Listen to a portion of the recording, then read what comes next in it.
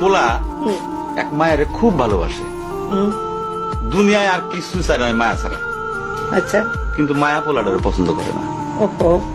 অনেক চেষ্টার পর মায়া সে পোলাটারে কইল যে ঠিক আছে, আমি তোমারে ভালোবাসতে পারি, হ্যাঁ। আমার একটা জিনিস আইনে দিতে হবে। কি রে? পোলাটা তখন কইল যে তোমারে পাওয়ার লিগা আমি দুনিয়ার যে কোনো জায়গা থেকে যে কোনো জিনিস আইনা দিতে পারি। হ্যাঁ হ্যাঁ। মায়েরা তখন কইল তুমি তোমার মায়ের কইলজাটা আমার আইনা দাও।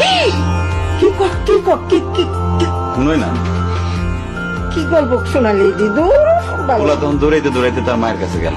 হ্যাঁ মারে যা কইল, হ্যাঁ মা আমি একটা মায়ের ভালোবাসছি, আমি তার ছাড়া বাঁচব না, হ্যাঁ।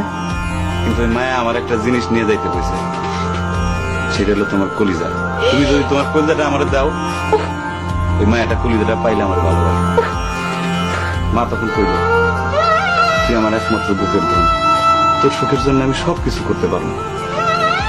পরে মা বুকটা ফাইরা কলিজাটা বাইর করে পোলার হাতে দিল। পোলাটা কলিজাটা হাতে পাইয়া যে কি খুশি, মা দৌড়াইতেছে দৌড়াইতেছে দৌড়াইতেছে দৌড়াইতে দৌড়াইতে হঠাৎ রাস্তার মধ্যে উষ্টা খাইয়া পড়ে গেছে। হাতের কলিজাটা হাতের থেকে সুইটা রাস্তার মধ্যে পড়ছে। তখন মায়ের কলিজাটা কইতেছে ব্যথা পাইছো?